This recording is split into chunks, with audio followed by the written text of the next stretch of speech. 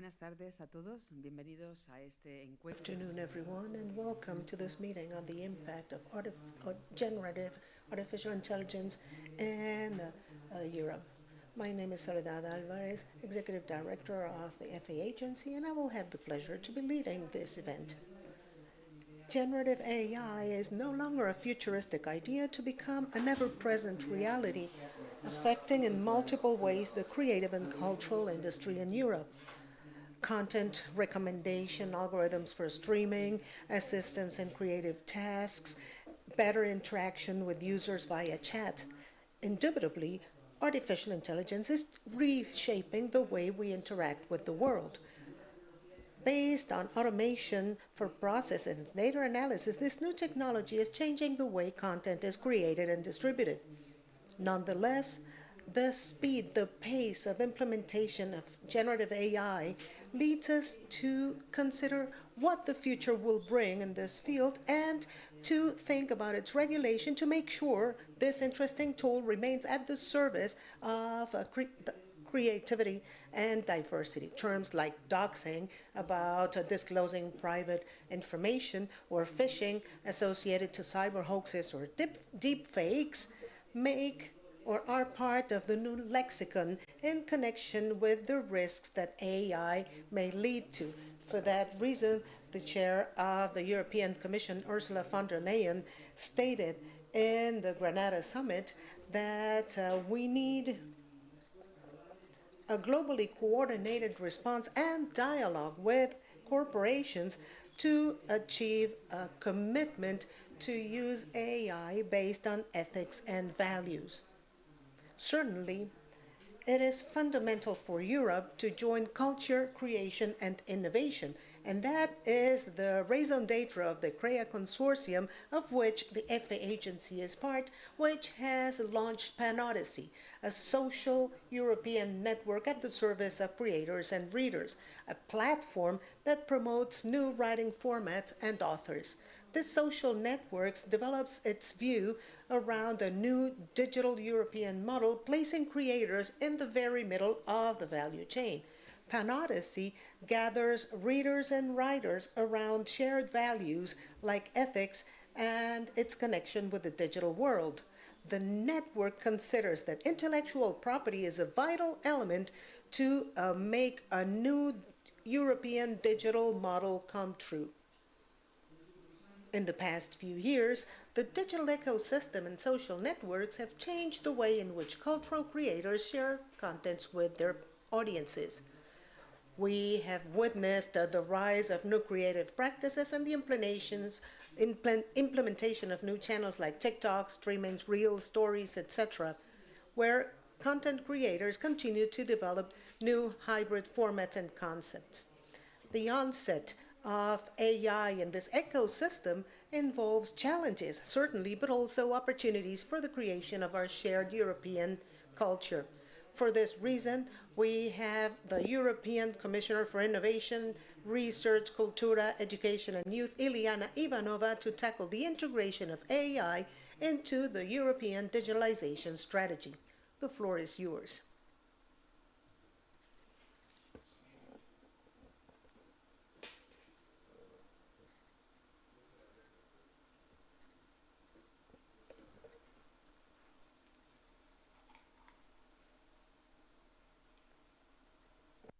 Parece que tenemos un pequeño problema con el audio.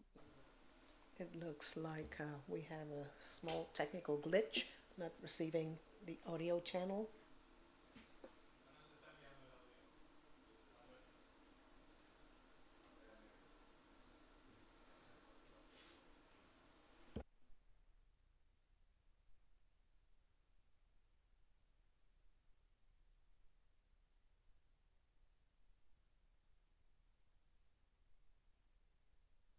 Disculpen las molestias, creo que estamos... I apologize for this technical issue that we are apparently about to solve.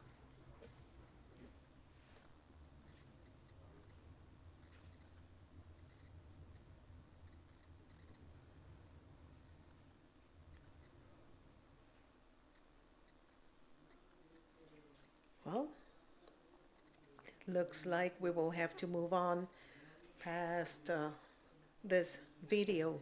Maybe we can play it back later, the video from the European Commissioner. In the past, we have witnessed technological breakthroughs that can change economy, culture, and even our day-to-day lives.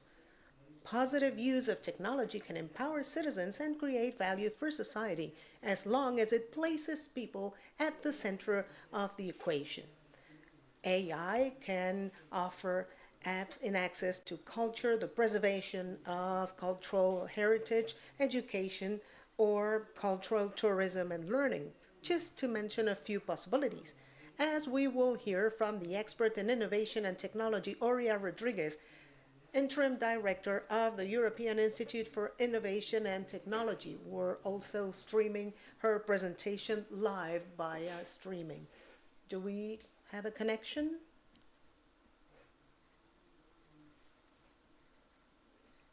This seems to be a dark day for technology.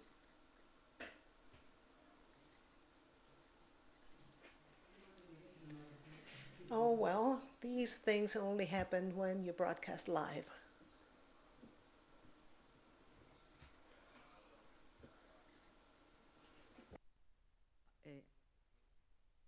Aurea, ¿puedes...? Aurea, can you say something? We can see you, but we cannot hear you. I apologize, we're having sound issues. Can you hear us?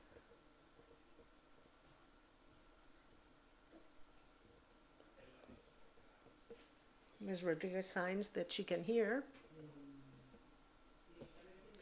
Well, I believe the most pragmatic thing to do would be to park these two videos until we can deal with the audio issue and move on to another session, which is the roundtable, Gen AI, Big Data, Social Media Content, Limits and Infinities of the New Digital Age. Today, big data can it can be expected to encompass our feelings and emotions, and particularly the way contents are created, since the creation of virtual characters to provide information or misinformation.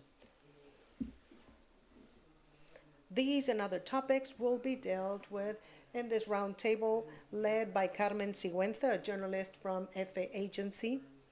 Would you please step onto the stage? We will also have Luis Magdalena, Vice Chair of the Spanish Association for Artificial Intelligence, Maria Granduri, engineer from Machine Learning Cleaver in Lars, Romina Gonzalez from Galeto, and Desiree Garcia, Digital Contents Director of the EFE agency. Thank you very much, all of you, for being here with us on this technically eventful day. So, Carmen, all yours now. Well, thank you very much. Good afternoon, everyone.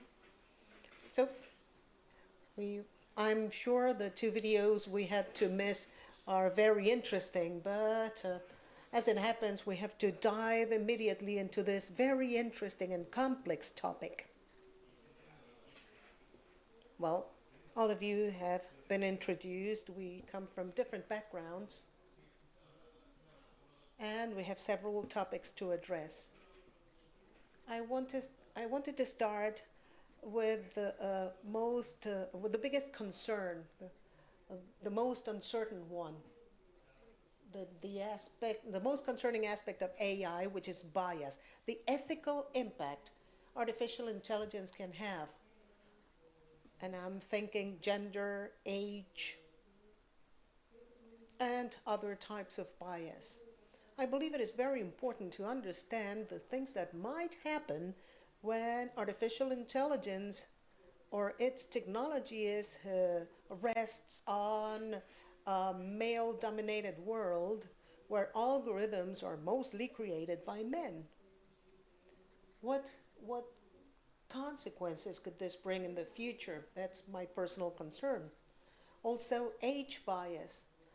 Not long ago, we heard a professor saying that senior citizens, people ages 50, 60 and over, feel left behind by technology in many cases. So we would like to address that topic too. And also the language gap. We know that most contents are created in English, even though Spanish is the most spoken language across the world. But these are the topics I would like to broach here. So let's start with Maria Grandi. She's an expert in working, she works with a tool for Spanish language. So you're first. Yes, you touched upon several pain points about AI and its subsequent biases. So let's go first into gender bias. In general terms, artificial intelligence requires more and more data to generate better models. So what we do is take data from the internet and use them in creating databases to train these models. As we will see today, these models are used to create content that goes back up online. So it's like a circle because we need an increasing amount of data to retrain the model and re-upload the output. So we certainly need to mitigate bias in data. And there are ways to do that before we go back to training the model. But this is not being done so much. Basically, we have filters for ChatGPT, which is the general example, not to utter sexist or racist or hate-inducing sentences. But it's based on filters. The true mitigation of the background problem is not being done, which lies on data.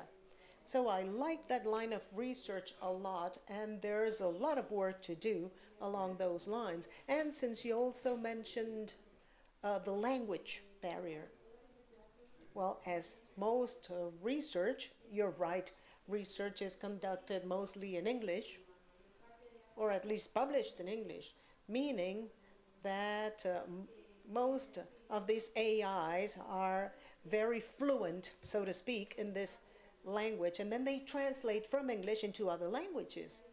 And this works well for certain use cases, but if we need AI to have a sound vocabulary and a more localized kind of language, this is no longer enough. What we truly need is high quality databases in each language that will yield models born in such languages. In Spanish, for instance, the second most spoken language in the world with over 40 million speakers, the difference between AI speaking in English and in Spanish is still enormous. So we're creating an international open source community aimed at facilitating the creation of these resources via training, content creation, and machine learning engineering. Our group is trying to create a platform for more specific use cases with a higher level of Spanish language, like, say, lawyer firms and top academic institutions, etc. Yes, thinking about the Spanish language, it feels difficult to bridge that gap, particularly as journalists when we have to struggle against disinformation.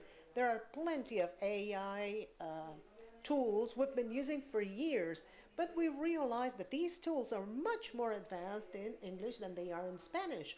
So obviously with generative AI, the problem is likely to worsen, and I very much appreciate the initiative that your group has launched. And we also need other institutions to devote resources to developing databases in Spanish language. And about bias, well, if Gen AI creates content based on the data available, it seems only natural that wherever gaps are encountered, AI will feed from those data and will echo or mirror that lack of data and therefore that bias. And we have seen that in the recent past. There are there's gender bias even in the use of deepfakes.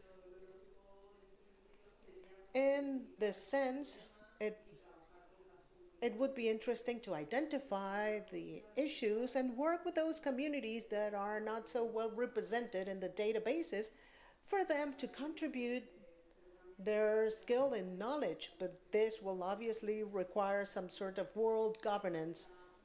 And I believe we're headed for that.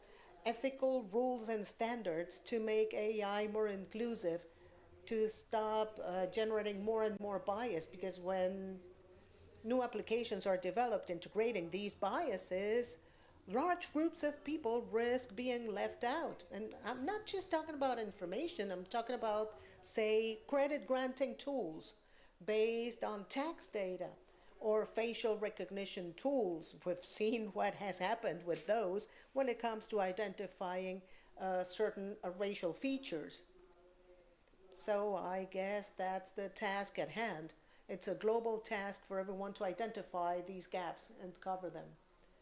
And also, I guess we need to make education more inclusive, right? For girls who want to be in STEM career paths, to make it easier for them to go into such a male-dominated world. Am I right? You are.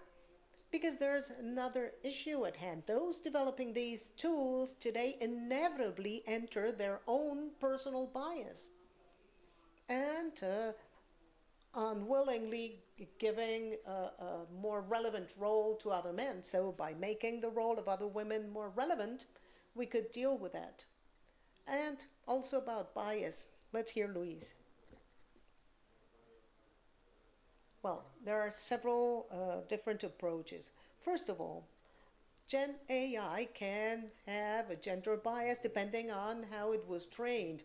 It is gender biased because it is not generative. If it were truly generative AI, it would have the ability to fill in the gaps. Sorry, we've lost sound from the floor at the interpretation booth.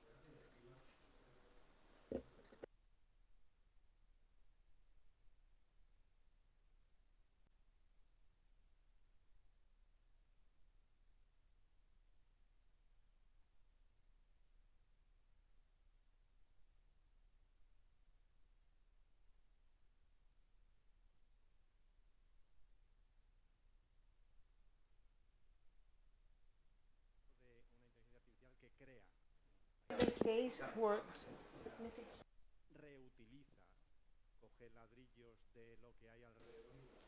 it's AI that recombines the building bricks around it. But if the bricks are not well picked, the AI cannot build any sort of structure. You can have the right bricks to build a house, but if you're not generative AI, you cannot create a window. If AI were truly generative, it could have the ability to create things it does not have. But what we're doing today is not that generative, it's not that creative. And in the content industry, we need to understand that imagination, creativity does not lie on artificial intelligence. AI is but a tool in our hands, under our control, and it must remain so. So obviously there is bias, of course there is. But ChatGPT does not know what gender bias is. It cannot be sexist, it cannot be racist. And we're setting up filters. We are, not ChatGPT. Someone developed those filters because they know what racist means. Machines don't. Machines are neutral. They cannot tell truth from lies. Machines cannot lie because they don't have a concept of truth. And if they don't have a concept of truth, they don't have a concept of lying. So the deceiving one is the developer or whoever manipulates artificial intelligence. So we need to find together a way to better use AI and prevent its wrongful use. The more powerful a technology is, the more potentially dangerous or beneficial it can become. So yes, AI is potentially very beneficial and very hazardous. So all we have to do is tilt the balance on the right side. I'm not sure everyone is interested in tilting the balance the right way, but at least we need to keep those at bay. Yes, of course, and I agree with Louise. The basic problem is that many research fields suffer from a lack of diversity. So what we see here is just a mirror reality of our own hegemonic structure in society, right? It's but a mirror. At the same time, when it comes to users or usage, and this is what we have developed from Hootsie, is focusing on the target of optimizing content management. You're right, creativity comes from users. And if end users lack that creativity, they will not be able to create differentiation in their contents.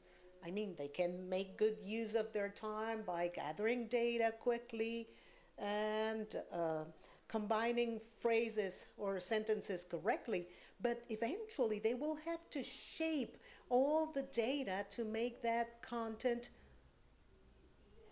truly interactive and offer high quality to the audience. So the goal of this technology is automating certain tasks that are very time consuming to leave more time for more strategic deep thought. But the tool cannot substitute creativity. I agree with you on that. At some point, you said that we need some regulation, and we're waiting to see who starts giving steps in that direction. Apparently, by the end of this year, there will be a bill of law from the EU. So what can we expect from that? What kind of regulation is being conceived? Well, to begin with, it would have to be global, and that is the big problem. From London and from the EU, we have seen progress, but what about the United States? What about China? The regulation needs to be global, and there's a lot of self-regulation among corporations in certain industries, but the hope is to avail ourselves of more standards so that we can all be on the same page as technology creators. And it also has to be valid and global for users, because there can be detours that would greatly threaten user privacy and intellectual property rights. Many of these aspects have to be dealt with globally, and it's very complicated, if not impossible. I mean, when you deal with tangible things like emissions, nuclear experiments, those are pseudo-regulated around the world, and nobody pays attention to that. Well, let alone intangible things like these. Who knows where this could go? If things that we can externally measure and control are still not regulated, and some countries are not following the rules, how can we expect they will follow the rules when you cannot even quantify what you're saying? You can create as many ivory towers as you want, but neither China nor the United States will change their behavior in this field. We cannot expect them to do that. Europe can do things differently, fine, but neither China nor the US can be expected to follow the EU model. And if the EU decided to follow their model, I think it would be disastrous. So we will limit ourselves to do whatever we can to the extent we can. That's when we need to be creative, precisely.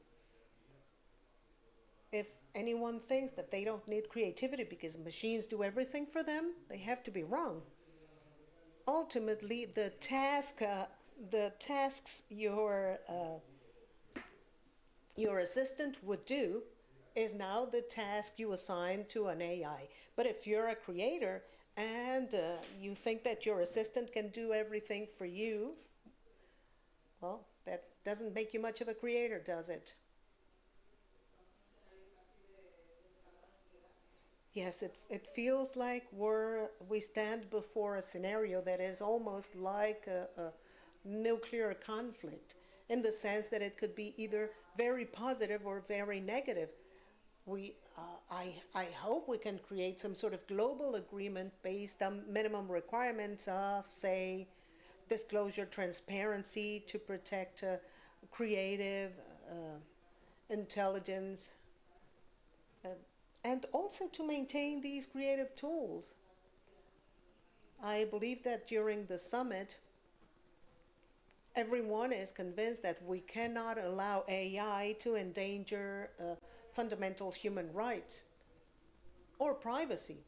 Whether we will succeed or not in creating such a framework, nobody knows, but at least the EU is doing things in the field of regulating digital platforms, which protects not only European citizens, but also citizens from elsewhere in the world, and will perhaps become the trend or the beacon for other governments to follow suit. Yes, I agree with those last few sentences. I do believe that the European AI regulation will set a precedent and become a reference point for others. Certainly, China and the United States are more lenient in their policies.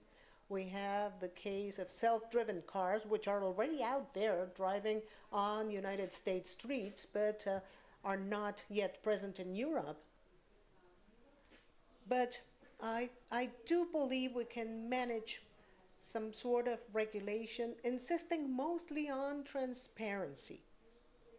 A few weeks ago, a Stanford Research Institute published an index comparing several language models with millions of users today in 100 ranks of transparency, and obviously most of them didn't make the cut.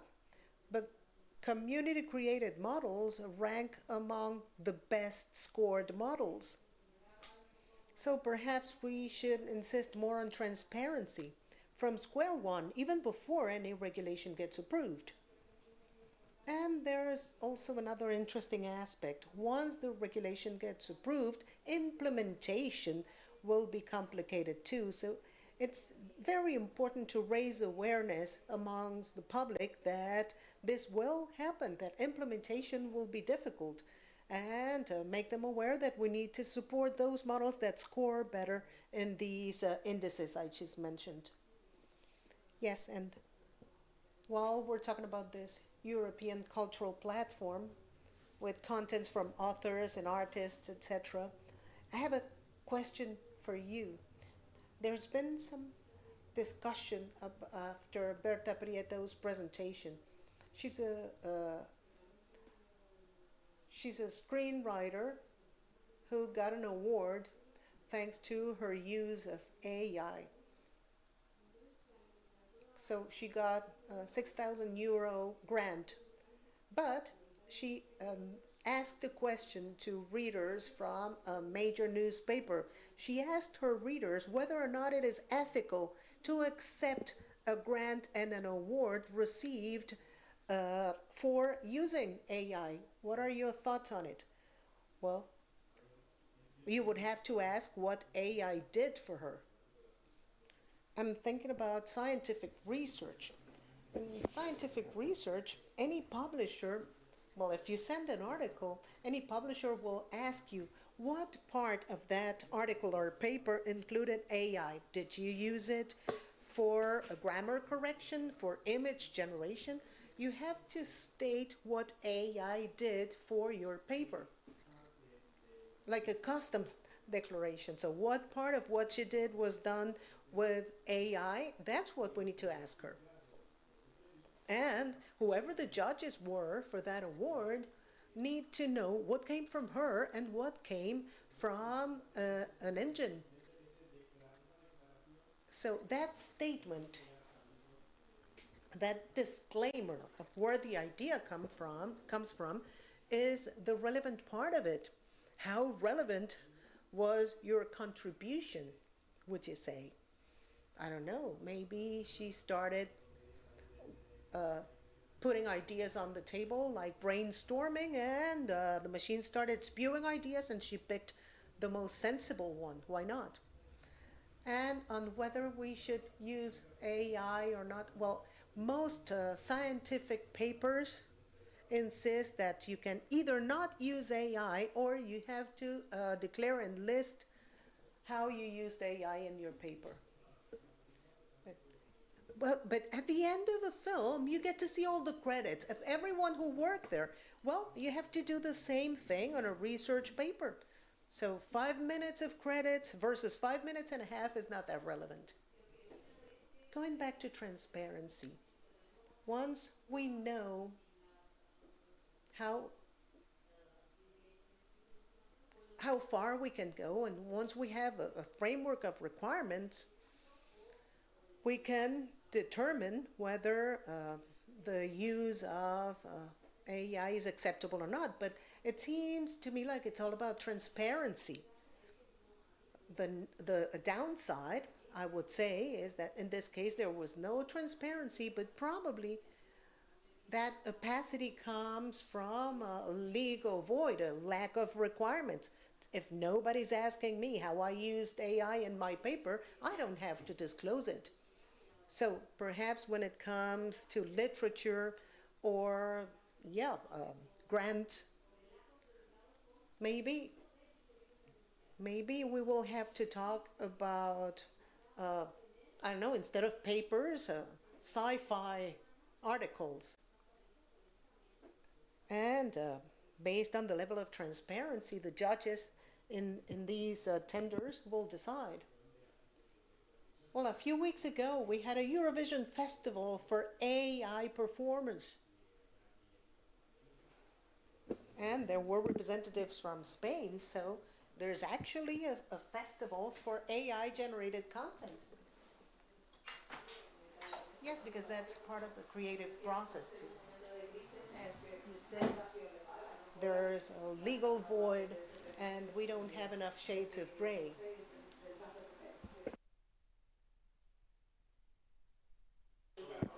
Maybe after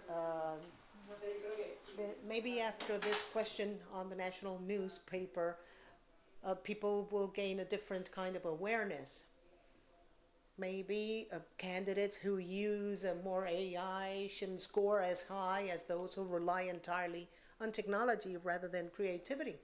But certainly you have to declare up to what point you use technology, and it doesn't have to weigh negatively on your score. And then your creativity in using the tool can be scored as well, right? Absolutely right. I do believe that artificial intelligence will be an extra tool, not just for content creation, but for everything we do in our lives. It's more and more embedded in our day-to-day activity. So, yes, I agree with you. Transparency is vital. But in the end, it's just another tool. Well, while we're here, let's talk about disinformation. The growth or the increase of fake news and misinformation. So maybe you who work with digital content in EFE can tell us more about that. What do you think about this? Well, for a long time now, we've seen that AI has been contributing to misinformation because it's a lot easier to create manipulated content than it was before. And it's also easier to scale it up and disseminate it faster. Certainly, there have always been fake news. There's always been lying in the media. But now that everyone, absolutely everyone, not just those in power, not just journalists, now that any one of us can issue information, now that we all have access to tools that allow us to manipulate content, obviously misinformation rockets. And it's not just a problem of the type of content, whether it is verifiable or not, but because it generates such a huge amount of data that it cannot be filtered anymore. So, in specific terms, or at least in my opinion, Gen AI will also drive deep fakes forward. And those are not the worst problem for those who want to inform the public. Perhaps it's more blatant because, well, obviously we're taken aback when we see that picture of a celeb wearing something they shouldn't or exposing something they shouldn't. But in the past few years, we have not considered deep fakes such a big problem because we know they exist and they're very blatant, they're very obvious. So and for that reason, they're easy to dismantle, so to speak. The big problem Gen AI will bring in terms of misinformation is its ability to automate information, to create large-scale misinformation campaigns almost automatically using bots or fake accounts, and its ability to simulate identities in social media. We will be creating avatars and bots that talk just like we do. So when you're in the social media, when you're on a platform and you interact with these users, you're not always aware of who you're talking to. You know that it might happen, but you're not always defensive about it, and that might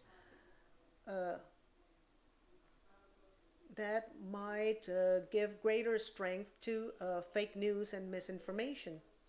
So I believe those are the two most serious risks we will face in the near future. But I also believe at the same time that AI is good.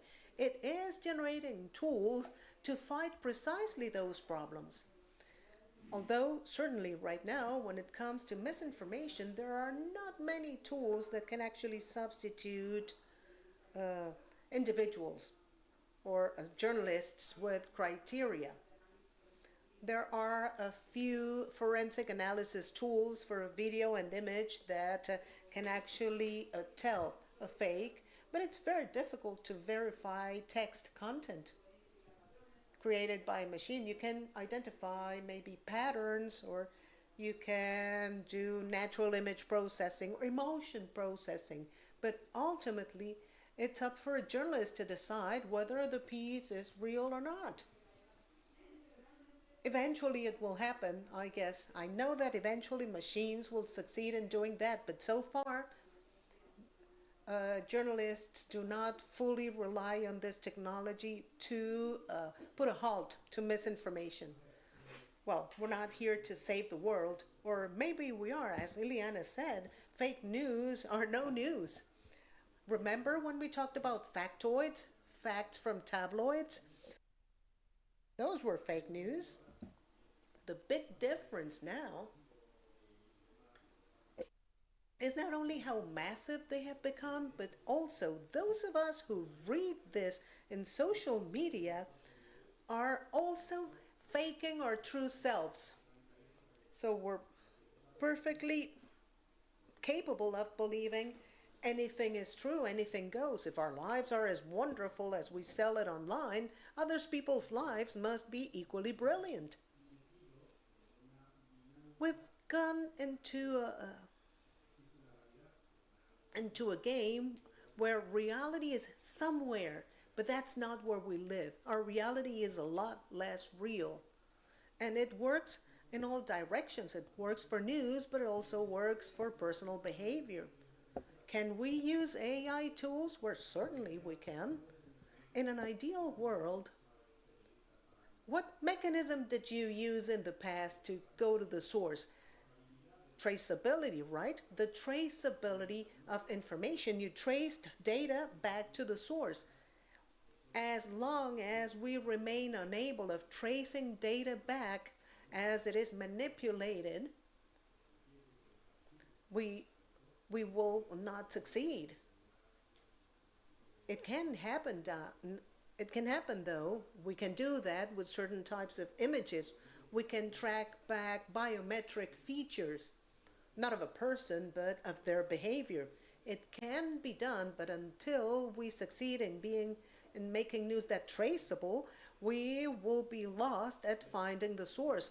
If you show me something and tell me it happened yesterday when it's actually a video from 6 months ago, I can tell, maybe. But it's about finding the reliability of the source. So in the future, who went back to the source in the past? It would be your editor, for instance. In this case, the same machines that are manipulating information would have to go back to the source with a human controlling the process.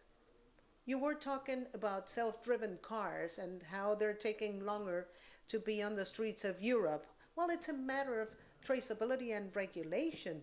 And I worked in a self-driven car, and the first time we took it out, it was like being in the Pope Mobile. We were surrounded by an army of other cars to make sure the car would behave accordingly. But the true philosophical reason is who is accountable when something happens. We've been flying planes in autopilot for decades, but who's liable when something happens? Well, who's liable if a self-driven car runs over someone? No one is, apparently. So in the field of AI, there has to be a liable human taking responsibility of what a machine does. If you give a task to your intern and they, screw up, you are liable because you gave them that task. If you give a machine a task to do and the machine fails, you must be accountable for it. And machines can never be accountable. Accountability must always befall humans, otherwise we lose control. That's why we have more and more people checking on data sources, because we need more and more checks to run. Well, if you see it that way, well, but instead of journalists, you would be data trackers. Who would have known?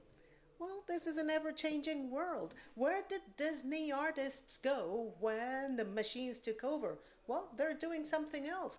So will we. We just need the critical spirit to realize when things are right and when they're not. Well, we will talk about critical judgment later on. But do you have anything else to say about this? Well, I liked that comment about accountability, making some person accountable. That's regulation. That's regulation. If you're accountable, you're self-regulated. Because obviously, if the regulator's eye is on you, you need to be on your best behavior. So I like that point. So regulation is urgent. Oh, it is. And going back, pun intended, to traceability, this is a problem we've detected recently, because in the past, AI algorithms were very simple, were mainly statistical models, and you knew how you got from point A to point B. The problem now that models are getting bigger and bigger is the fact that they have become a black box. We have no idea what happens in there. So if you ask ChatGPT the same question in different open windows, you will not be getting the same answer. So there are research lines about tagging created text content, but so far not much has come out of it in terms of standards. But yes, we direly need standards, because there are way too many dark rooms out there.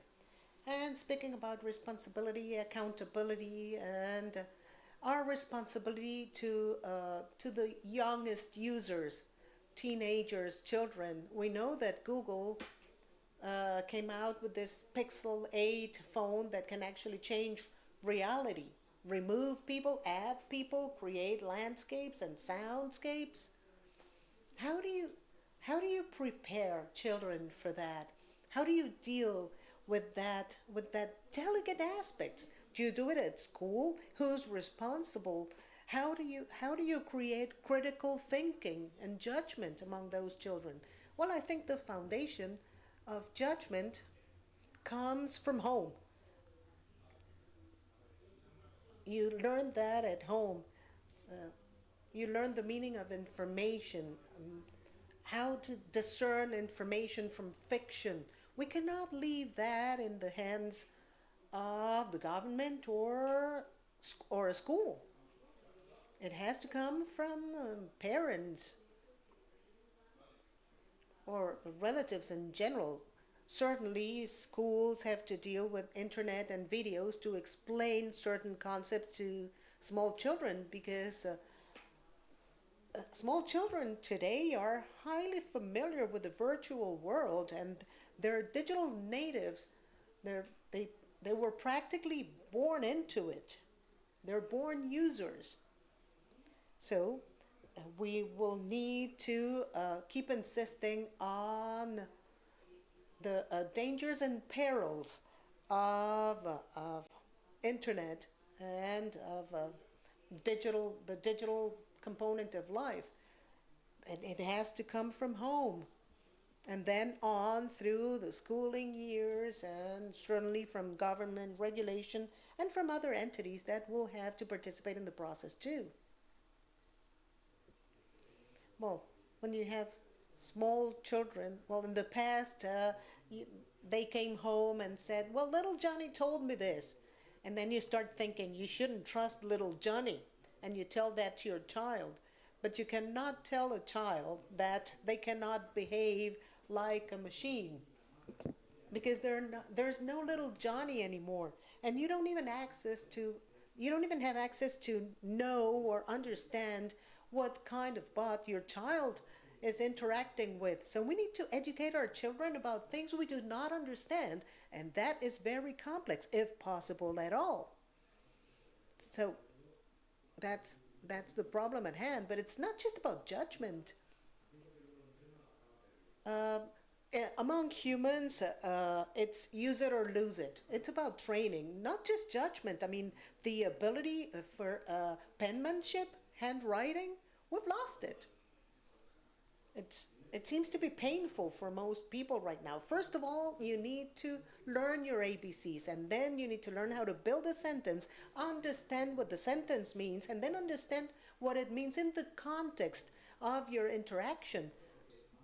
So it's growing complexity, and it's a muscle that's becoming weaker. I teach math at the university, and I see students that use calculator for simple sums.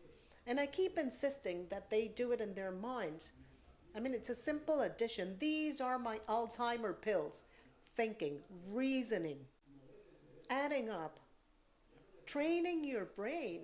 I'm not asking you to use judgment, but at least do some basic math other than following what a professor is lecturing or writing on a screen. Because if we turn our students into patient subjects, well, it depends on how patient they are. We can make anything we want out of them, and that is dangerous. We need to activate their minds again, and we need to do it in a way where we don't turn them into cannon fodder. And that's actually the most complex task for a teacher to do. It's per- perhaps new generations will end up believing in AI as Romans believed in their gods if we're not careful. The new mythology. Well, when we read papers and data, there's a lot of mistrust on AI from older generations, but the young ones are more trusting. They rely more on artificial intelligence. So there's plenty of business opportunity there for developers, but there's also potential danger. Well, anything to add about this?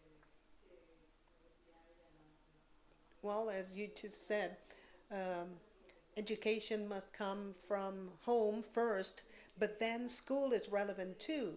We often see that the youngest population lack judgment, but then seniors don't know how to use the tools. So we're taking one step forward and two steps back.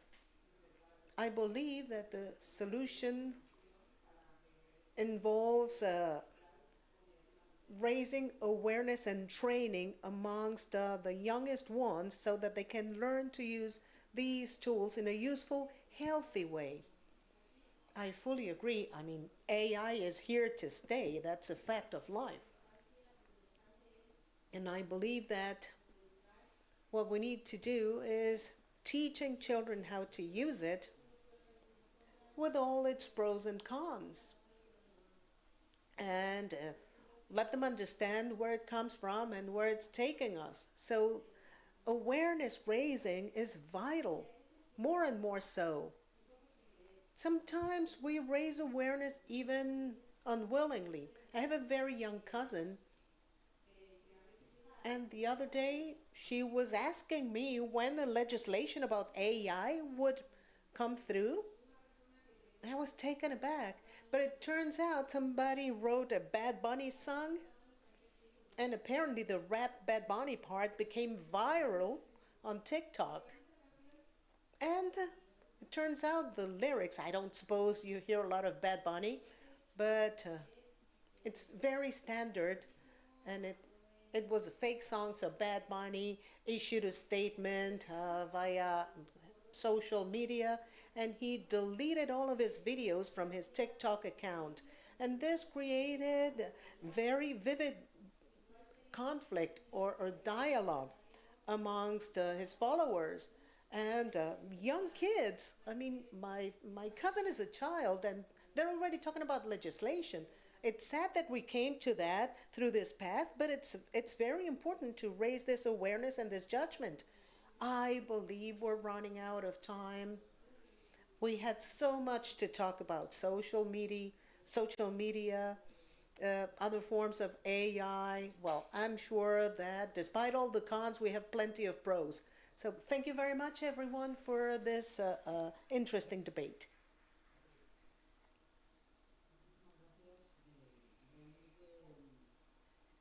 Yes, we thank all of our speakers. That was certainly a very interesting panel tackling many relevant aspects of AI. And after this very interesting session, let's try to recover the interactions we missed on account of the technical glitch we had at the beginning.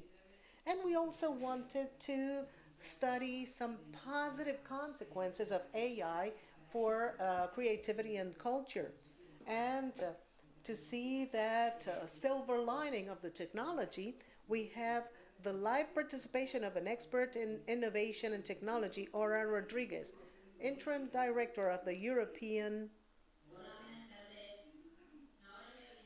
Hello? I, I bet you can hear me now, right? Yes, please go ahead, Aria. Yes, good afternoon, and thank you very much for inviting me. Uh, Thanks to EFE Agency and Odyssey. This is a very relevant topic for cultural and creative industries. And I love being postponed for the end because you did have an impressive panel there, which leaves me with very little else to say. I had prepared a short presentation. I don't know if you can share it with your audience to explain who we are and what we do. The EIT is the European Institute of Technology, and it's focused on culture and creativity. We work with cultural and creative industries, and on this next slide, you will see what we're actually talking about. I used to have a workmate who asked, what are we talking about when we talk about love?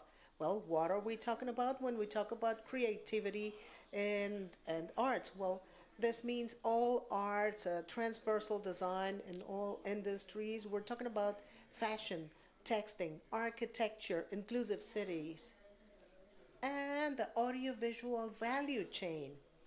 So what do we do in the EIT? Well, we're a consortium of 50 entities across 20 countries, uh, which invest in innovation. Right now, there's 50 of us, but that doesn't mean we will stop growing. Participation is free and open. So what we do in the EIT, well, we invest our resources in four impact areas. The first one is training. And I love everything you said because you were actually talking about the new skills and capabilities that this new environment disrupted by technology requires. So that's what we do. We invest resources in all sorts of training to train these new creative individuals.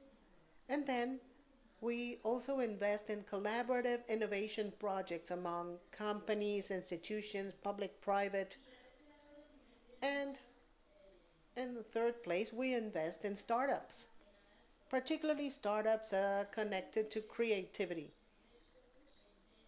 along three focus lines or three growth areas that we expect to grow wildly in the next few years. And also because these three areas face serious challenges in oncoming years. First of all, architecture and design, inclusive cities, uh, new design with sustainable materials, everything concerning our new physical environment. The second one is a textile industry. Textile industry faces a huge challenge of sustainability, and the next few years will witness super innovative projects to make the textile industry more aware and more sustainable. And the third challenge, which is super important, is the audiovisual content value chain. And in this value chain, we include production, content, both hardware and software, traditional media, even gaming, and it's in their broadest sense, because they're highly disrupted by new technologies, mostly by Gen AI, which is our subject today. The digital culture is an opportunity. Truly spectacular things are being done today. There is a whole new world filled with opportunities for digital culture and for using these technologies.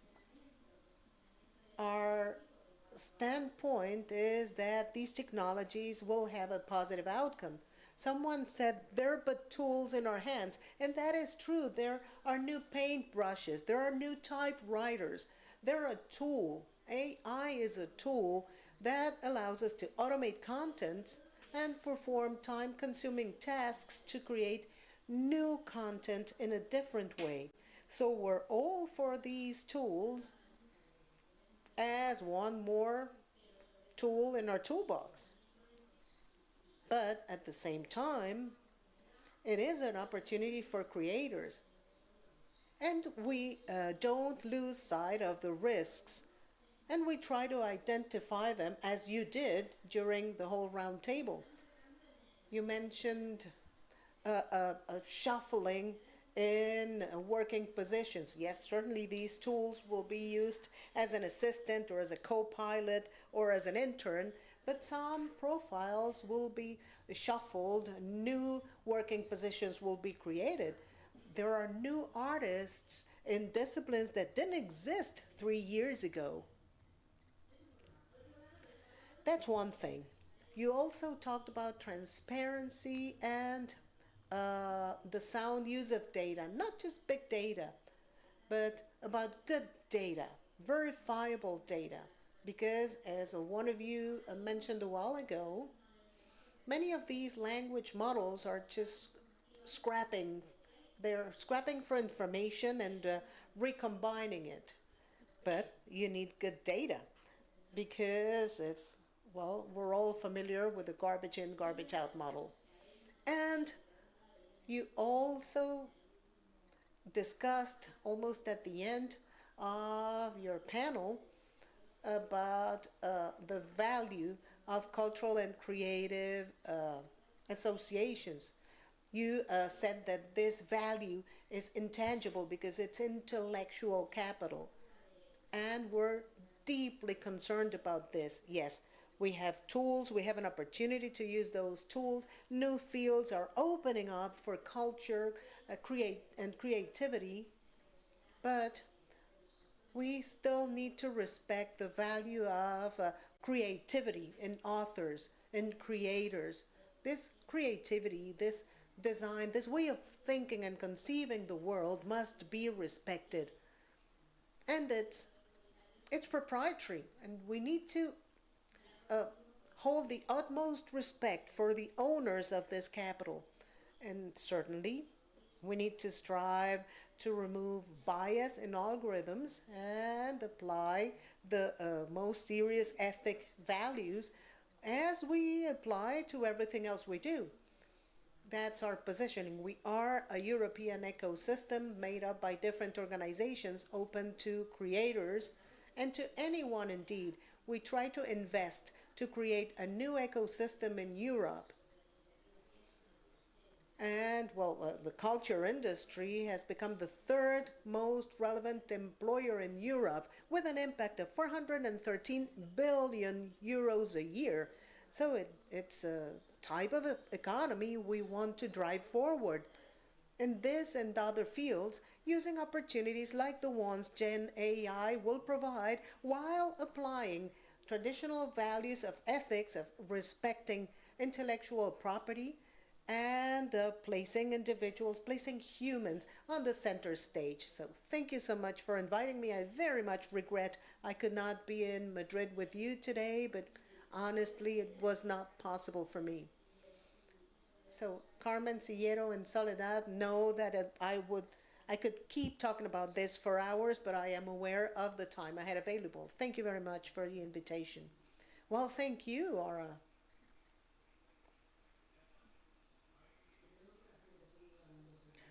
I'm sure we will have the opportunity to continue to talk about this face to face. Thank you. Let's see if we can also go back to our Commissioner Ileana Ivanova. She had sent a video message about the European digitalization strategy and how AI is integrated into the European policy. Can we actually play back that video? Would that be possible? Uh, and share with you my thoughts on the impact of AI on the European creative and cultural industry, a very relevant topic of today's conference. Our dual challenge lies in embracing AI's potential while managing the risks. AI will redefine the way we live our lives, but it can also endanger our fundamental rights, notably the freedom of expression. And this is crucial for our cultural and creative sectors, as well as the media. The European Commission's response focuses on three main areas. First, we're putting in place a legal framework for the ethical use of artificial intelligence. The EU legislation on digital services agreed last year fights illegal online content, including copyright infringements, and levels the playing field for you, European artists and creatives. In addition, we are finalizing the European Media Freedom Act to ensure strong and independent media across Europe. Second, we are working to equip you with the skills and means to apply AI to your competitive advantage. The culture and creativity knowledge and innovation community of the European Institute of Innovation and Technology, starting with EU support of 6 million euros, will integrate you into Europe's largest innovation network to bolster sector resilience. Finally, through our EU programs the Commission is empowering you to preserve and share your work. The European Collaborative Cloud for Cultural Heritage, backed by 110 million euros from the EU Research and Innovation Programme Horizon Europe, will offer cutting-edge digitization technologies, safeguarding our cultural heritage for future generations. We are committed to building a fairer environment for our cultural and creative talents. I encourage you to take full advantage of these opportunities to unlock the transformative power of artificial intelligence. I wish you a very fruitful exchange.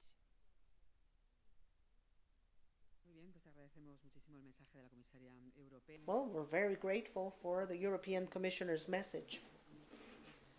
Throughout this afternoon, we have tackled several aspects that lie in the interaction between content creation and the state-of-the-art disruptive technology. In that space for synergy between content creation, social media, and innovation, we find Panodyssey. It expects to become a European alternative to social media, and it attempts to gather a community of 10 million creators and 100 million users. I will say it again, 100 million users by 2030. In Spain, Agencia EFE is a partner to this alliance, and as part of the Europa Creativa program, we attempt to create new business models for cultural and artistic industries in Europe. Next, the founder and CEO from Panodyssey, Alexander Forestier, will explain the new European strategy to use AI and culture based on reliability and ethics. Alexander?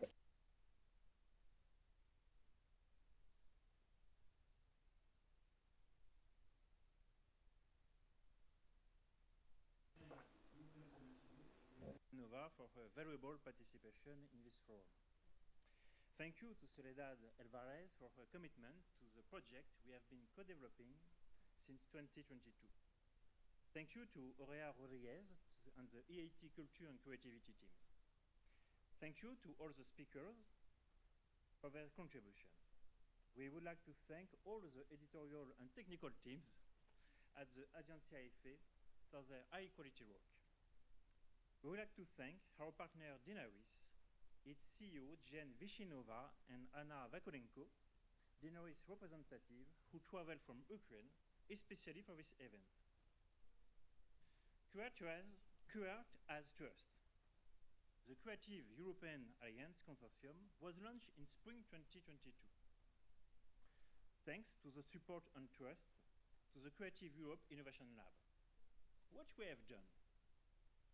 We are playing a concrete role in the creation of new European digital standards in the field of creative content platforms. We are creating innovative processes and experiences for the creation and consumption of cultural and educational content that enhance, protect, and empower users. We explain how technology works, transparently and at all times. We make important decisions with content creators. We always give users the choice to personalize their writing and reading experiences. We value and respect the attention of users in an ad-free digital space. We do not require them to create an account to access the content. This freedom of experience increases the discovery and accessibility of niche content on the web. As a result, we are seeing new creative and interactive processes between connected authors and readers. Panodyssey has duplicated and improved its system for certifying individual and professionals' accounts, which are now available in all European countries. What are the results in terms of published content? No fake profile, no fake content, no fake comment, no fake data, because we don't count robots. In terms of behavior, what are the results? No insult, no harassment, peace of mind. The Panodyssey network is a calm and serene space. What are the economic results? 3% of self-publishers pay a reasonable price for additional services to enhance their skills and visibility. We have validated the PANOIC fundamentals of trust and ethics in several European countries, in the cultural and media sectors, and in several languages. Today, after a year of intensive work, PANOIC is pleased to announce the launch of Trusted API program. We are opening up our technology to all creators who wish to interconnect with our trusted API to distribute quality content in an ethical technological ecosystem. And in return, they get new trusted data. We are deploying a new ecosystem dedicated to mobility. All internet users can download and access PANOIC mobile applications free of charge on the Google Play Store next week and Apple Store now. This trusted API will enable us to roll out a large scale, a new European core ecosystem dedicated to mobility and interoperability by connecting a wide range of applications and services. A mobile application made in Ukraine. QA is European. Our trusted API and mobile ecosystem are co-developed in Ukraine. We work with Ukrainian technology and design experts because they are creative, different, and determined. Anna has just arrived from Kyiv, and in a few minutes, she will be presenting our innovations and our multi-format mobile application. Next month, our application will include a news feed. This new format is a revolution for PANOIC. This major development for users, creators, and readers alike will encourage the discovery of written and visual content that is both informative and entertaining. The aim of this new format is to boost the visibility of creativity. Creators will be able to publish short posts in the newsfeed to easily communicate and share information and impressions. Unlike the newsfeed on Facebook, Instagram, or X, all the content shared in the PANOIC newsfeed comes from certified accounts. The fight against misinformation remains crucial for a quality newsfeed. We encourage positive, constructive, and respectful interaction between users. The newsfeed is available free of charge and without advertising in the PANOIC ecosystem, web platform, mobile application, and API. Multi-format publishing offers complementary reading experiences. Short-form content is published and archived in the newsfeed, and long-form content is published and archived in the creative rooms. From Creative European Alliance to Creators AI. We have created a trusted digital space dedicated to culture and creativity without directly using generative AI technologies. We are going now to use promising new AI technologies to strengthen and transform creative sectors in Europe. How we'll do this? We will deploy new corporations for the years 2024, 25, and 26 in the framework of new European strategies for the use of AI in the culture and media sectors based on trust and ethics. As coordinator, we are pleased to announce today the launch of our new European consortium, Creators AI. Creators AI is dedicated to digital trust and AI technologies. Trusted digital technology must be at the service of the media and cultural audiences. We would like to thank our partner Agencia EFE for its participation in Creators AI as co-founder of the project. Creators AI is supported by Creative Europe Innovation Lab.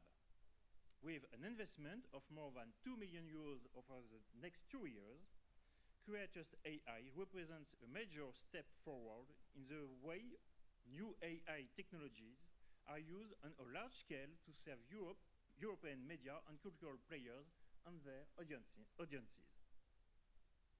The aim of Creators AI is to design innovative solutions and new business models that can be applied across several sectors in an interoperable way and in consultation with representatives of the creative and cultural industries. In concrete terms, Creators AI will improve the competitiveness of European creators and increase the discoverability and visibility of content. To gain a better understanding of the main of challenges to be met in terms of interoperability and intellectual property, we have created an AI laboratory. Creators AI is open to new economic partners from the private sector, associations, and the public sector, such as the European cultural platform RT-TV. Creators AI will be working with European and national institutions to find ways of limiting the risks associated with this digital revolution. The use of new technologies must be reasonable at the service of mankind and nature. It must be respect time without wasting it. It must encourage interaction without confrontation. It must promote diversity by creating links between culture and languages. Creators AI is an ambitious project, but there is more. PanOdyssey is taking part in the new Trusted European Media Data Space Consortium, which brings together 43 media and technology organizations in 40 countries to build a safe European data space for media. TEMS aims to design and implement a common European media data space. This initiative is supported by Digital Europe program of the European Commission. TEMS will deploy services, new infrastructures, and existing platforms on large scales to help the digital transformation and improve the competitiveness of the European media industry. TEMS is coordinated by the Spanish organization, Ivanova, and we would like to thank all the partners for their work and trust. In conclusion, Europe has been bold and ambitious in recent years. Europe is determined and coordinated in its action to build a new digital space, more ethical, fair, and more responsible. This is a unique opportunity for the single market. Content creators and operators are invited to unite around this new dynamic to help new businesses emerge and seize new opportunities. The cultural and creative sectors are the first to be affected. Creators, professionals, organizations, and operators will have to invest more time and attention to local innovations in order to experiment with new solutions and develop them further. With AI, the war for attention has only just begun. A new beginning is possible. Let's not miss it. We are going to have to change how digital habits and rituals if we really want to offer connected audiences and how young people a different, ethical, and authentic digital alternative. Let's be brave, curious, and daring. Thank you so much for your attention. And now I will let you discover our product with Anna.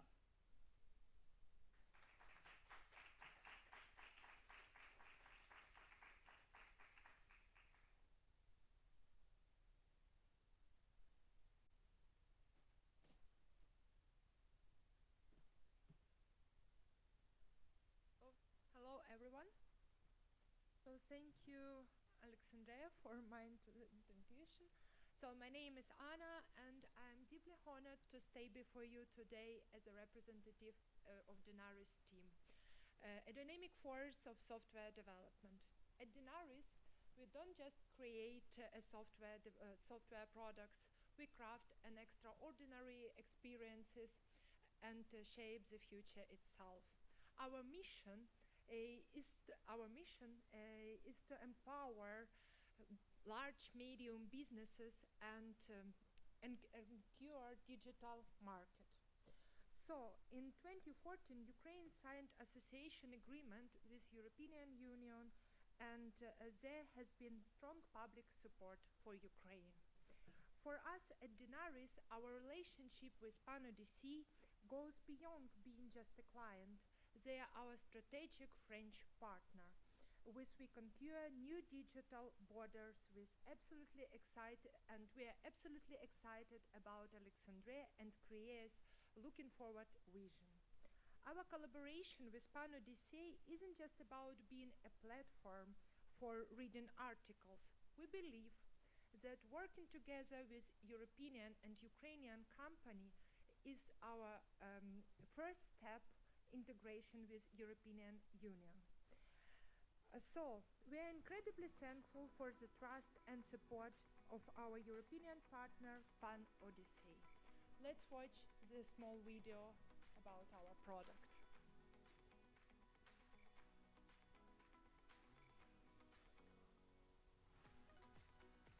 PanOdyssey, our valued partner, is no ordinary social network. It's European haven for quality text for self-published authors, professional creators, and avid readers.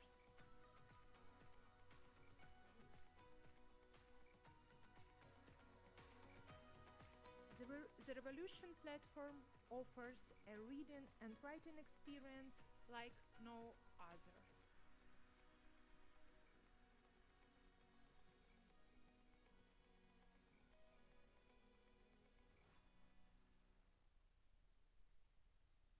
So now you would like to ask me, so what PanOdyssey offers for its creators and its readers? Could you once imagine that you read your favorite book and directly, in a time, in a minute, this second, you can directly write your favorite writer? Could you imagine it yesterday?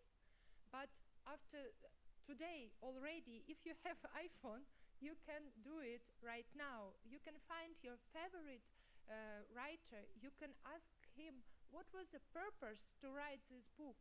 What was the idea? How did this idea come to his mind, and why he decided to share this book with you? The same is about articles. So could you imagine you are a young writer and you are selecting a new topic to write about, but you are not sure if this topic will be popular today, tomorrow, the next day after tomorrow. So let's create a creative room in PanOdyssey app, and let's ask your public, your community, if it will be popular. If someone really would like to read about this about this topic, let's create the active community all over the world. Due to AI technology, we are going to right now we are multiple language. Right now we are multiple language platform. Due to AI technology, we are going to have the platform at all languages. For example, my native language is Ukrainian. I am speaking every day Ukrainian. I am reading every day Ukrainian. And once I found the community from Spain, from French, who is publishing the interesting articles about, for example, my profession, business analysis. How can I read this article? So let's try to develop our platform with AI technology and translate it to my native language, Ukraine. And then I can read this article, I can read the book, I can read the comments, and I think that it's the biggest step we can do to the global market from our side. What does PanOdyssey offers its readers more? Free for readers, different content formats upon your current reading preferences, from literature to articles. So let's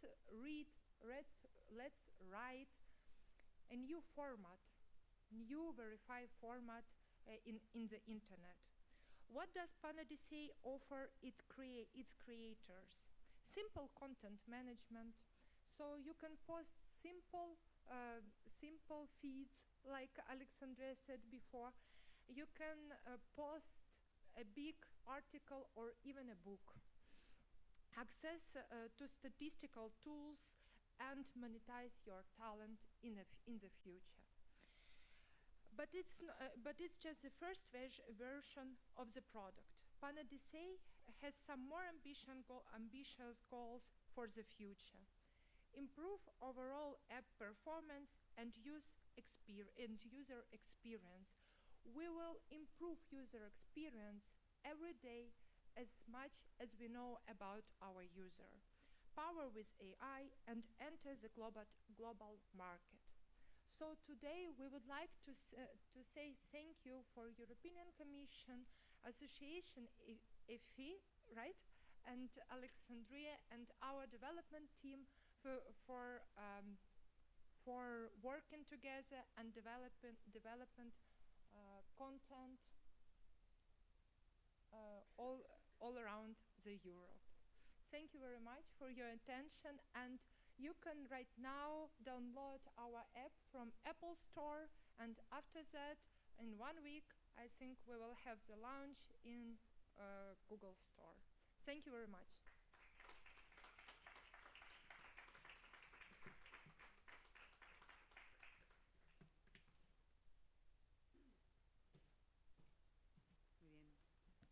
Muchas gracias, Ana. Well, and thank you, Anna. Well, this closes our evening. I hope it was interesting to you. We deeply apologize for the technical issues we had at the beginning. I would like to thank all participants and all our viewers via streaming. Thank you very much and have a nice evening.